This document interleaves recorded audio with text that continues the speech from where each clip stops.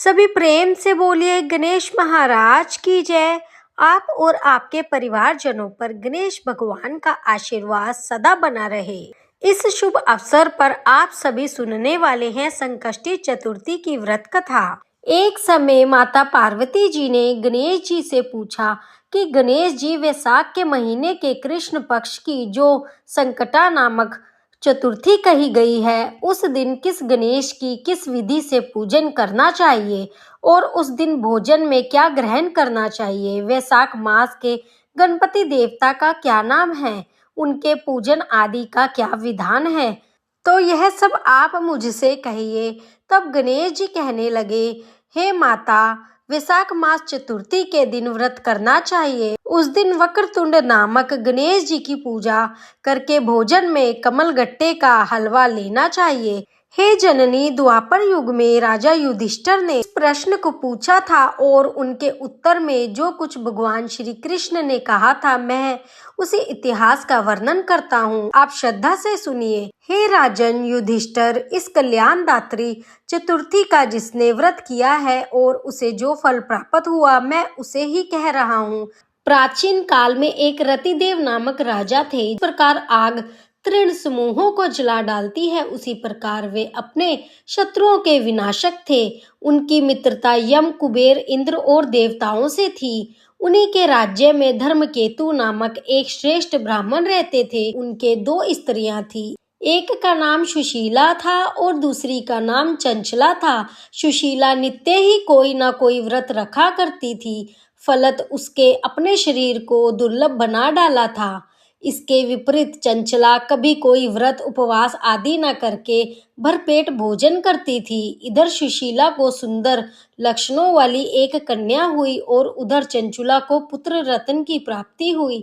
यह देखकर चंचला बारंबार सुशीला को ताना देने लगी, अरे सुशीला, तूने इतने व्रत उपवास करके शरीर को जर्जर बना डाला, फिर भी एक किस कन्या को जन्म दिया। मुझे देख, मैं कभी व्रत आदि के चक्कर में ना पड़कर हष्ट पुष्ट बनी हुई हूँ, वैसे ही बालक को भी उत्पन्न किया है। सौत की यह बातें सुनकर सुशीला को बहुत ही दुख हुआ। वह पवित्रता विधिवत से गणेश जी की उपासना करने लगी। जब सुशीला ने भक्ति भाव से संकट नाशन गणेश चतुर्थी का व्रत किया तो रात्रि में वरदायक गणेश जी ने उसे दर्शन दिया।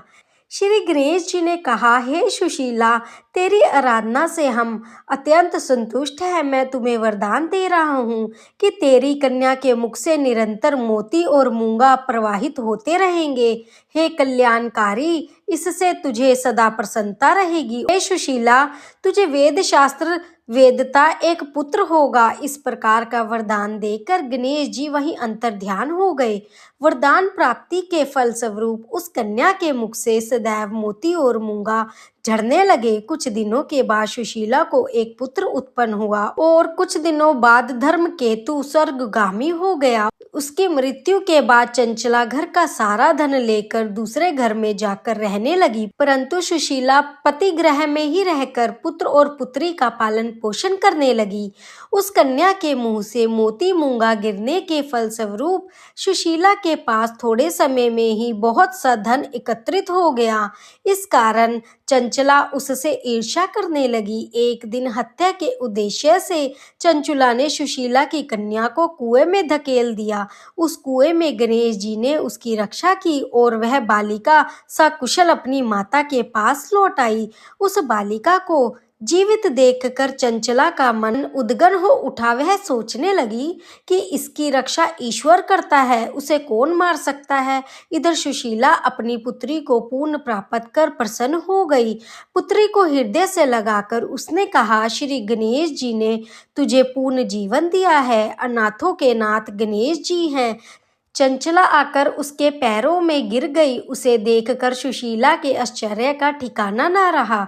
चंचला हाथ जोड़कर कहने लगी, हे बहन सुशीला, मैं बहुत ही पापनी और दुष्ट हूँ। आप मेरे अपराधों को क्षमा कीजिए, आप दयावती हैं। आपने दोनों कुलों का उद्धार कर दिया। जिसका रक्षक देवता होता है उसका मानव क्या बिगाड़ सकता है। जो लोग संतों एवं सत्पुरुषों का दोष देखते हैं वे अपनी करनी से स्वयं नष्ट हो जाते हैं। इसके बाद चंचला ने भी उस कष्ट निवारण पुण्यदायक संकट नाशन गणेश जी के व्रत को किया। श्री गणेश जी के अनुग्रह से उन दोनों में प्रेम भाव स्थापित हो गया, जिस पर गणेश जी की कृपा होती है और उसके शत्रु भी मित्र बन जाते हैं। सुशीला द्वारा संकट नाशन गणेश व्रत किया जाने के कारण ही उसकी सोच चंचला का हृदय परिवर्तन हो गया। श्री गणेश जी कहते हैं, हे देवी, पूर्व काल का पूरा वृत्तांत मैंने आपको सुना दिया। इस लोक में इससे श्रेष्ठ विघ्न नाशन कोई दूसरा व्रत नहीं है। श्री कृष्ण जी कहते हैं, हे धर्मराज, आप भी विधि पूर्वक गणेश जी के इस व्रत को कीजिए। इसके करने से आपके शत्रुओं का नाश होगा तथा अष्ट सिद्धियों और नवनिधियों आपके सामने कर वृद्ध होकर खड़ी रहेंगी। हे धर्मपरायण युधिष्ठिर, आप अपने भाइयों, धर्म पत्नी और माता के सहित इस व्रत को कीजिए। इससे थोड़े समय में ही आप अपने राज्य को प्राप्त कर लेंगे। श्री कृष्ण भगवान के मुख से इस कथा को विस्तार पूर्वक सुनकर धर्मराज युधिष्ठिर ने भी भक्ति भाव से वैशाख कृष्ण चतुर्थी का व्रत किया और गणपति भगवान की कृपा से अपने खोए हुए राज्य को पूर्ण प्राप्त कर लिया। तो सभी प्रेम से बोलिए गणेश महाराज की जय। अब सुनते हैं 12 चौथ की कहानी, जिसे हर चौथ के दिन जरूर सुनना चाहिए। तो सभी प्रेम से बोलिए चौथ माता की जय हो। एक बार एक सेठ सेठानी थे।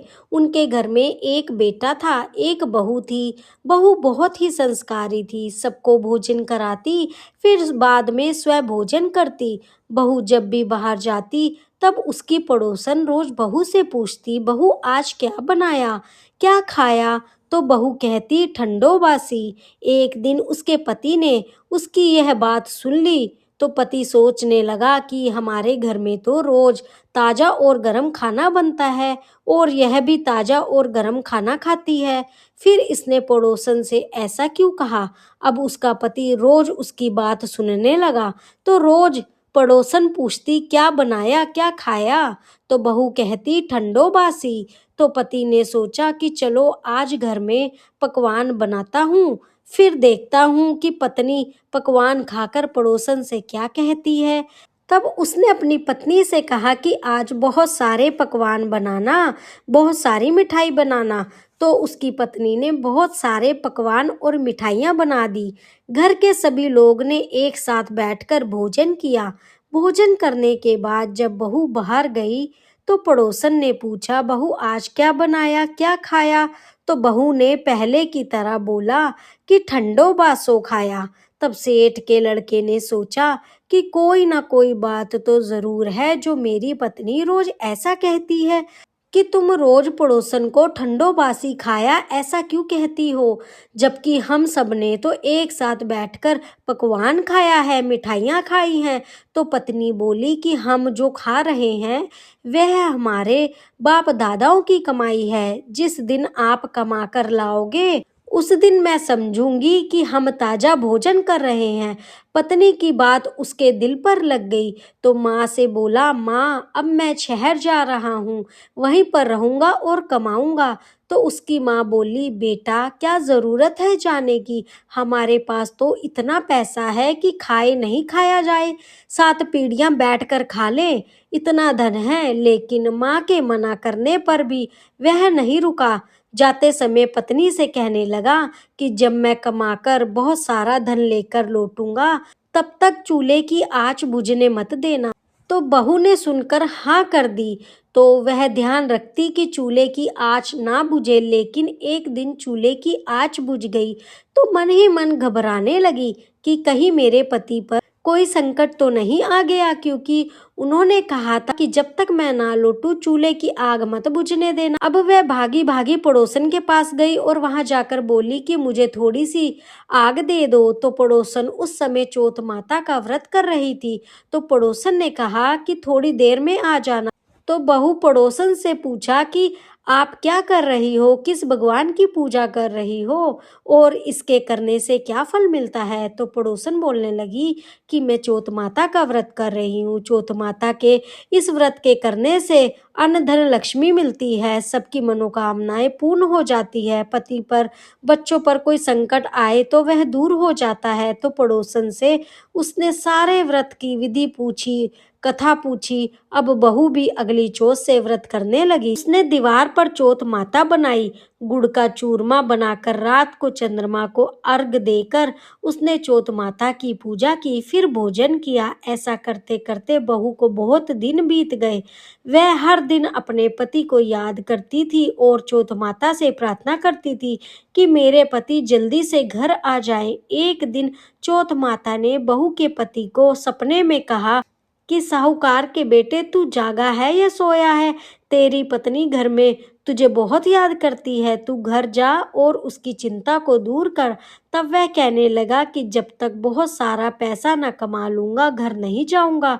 तो चौथ माता बोली कि दुकान खोलकर कूस केसर की पकलियां बनाकर बैठ जाना, आज तेरा सारा हिसाब किताब चुकता हो जाएगा।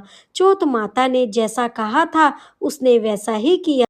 तब साहूकार का बेटा बोला कि चौथ माता ने मुझे सपना दिया है कि मेरी पत्नी मुझे याद कर रही है। मैं अपनी पत्नी से मिलने घर जा रहा हूँ। मेरी पत्नी बड़ी चिंता में है, मैं उससे मिलकर आ जाऊंगा, तुम मुझे डस लेना। तब नाग देवता बोले कि तुम शपथ लेकर जाओ तो तुम्हें जाने दूंगा, अगर लौट कर नहीं आए तो मैं तुम्हारे घर आकर तुम्हें डसूंगा। तो नाग देवता को उसने वचन दे दिया। साहूकार का लड़का अपने घर पहुंच गया, सभी से हंसी खुशी से मिला, लेकिन भोजन करके उदास होकर बैठ गया। तब उसकी पत्नी ने उदास होने का कारण पूछा तो उसके पति ने नाग वाली सारी बात बता दी और बोला कि अगर मैं नहीं जाऊंगा तो वह घर आकर मुझे डसेगा। उसकी पत्नी बहुत समझदार थी, बोली कि आप बिल्कुल भी चिंता मत करो, आराम से लेट जाओ। इस तरह अपने पति को समझा बुझाकर उसने सुला दिया। फिर वह कमरे के आगे 7 पैड़ी थी, उस पर गई तो पहले उन्हें 7 पीढ़ियों को अच्छी तरह से उन्हें धोया, साफ करा। फिर पहली पैड़ी पर उसने रेत डाला, दूसरी पर इत्र डाला, तीसरी पर गुलाब के फूल डाले, चौथी पर केसर बिछाया, पांचवी पर लड्डू पेड़ा रखा और छठी पर गद्दी कलीचा बिछाया। 7वीं पैड़ी पर उसे दूध से भरा कटोरा रख दिया। इस प्रकार वह 7 पैड़ी सजाकर अपने कमरे में जाकर बैठ गई। आधी रात हुई, नाग देवता आए और पैड़ी चढ़ने लगे। पहली पैड़ी पर रेत मिली तो रेत में लोट लगा ली। बोले कि साहूकार की बहू ने आराम तो बहुत दिया पर मैं वचन से बंधा हूँ, इसीलिए डसूंगा तो जरूर। इस तरह 7 पैड़ी पर नाग देवता रुकते, आराम करते और कहते कि आराम तो बहुत मिला पर वचन से बंधा हूँ, डसूंगा तो जरूर। अभी नाग देवता 7वीं पैड़ी पार करके कमरे में जाने ही वाले थे कि चौथ माता ने सोचा कि अगर मैंने इसे नहीं बचाया तो मुझे कौन मानेगा, मेरा व्रत पूजन कौन करेगा। तो गणेश जी, भगवान चंद्र देवता और चौथ माता साहूकार के बेटे को बचाने वहीं आ गए। चंद्रमा जी ने उजाला किया, चौथ माता ढाल बन गई। गणेश जी ने तलवार लेकर उस नाग को मार दिया और ढाल से ढक दिया।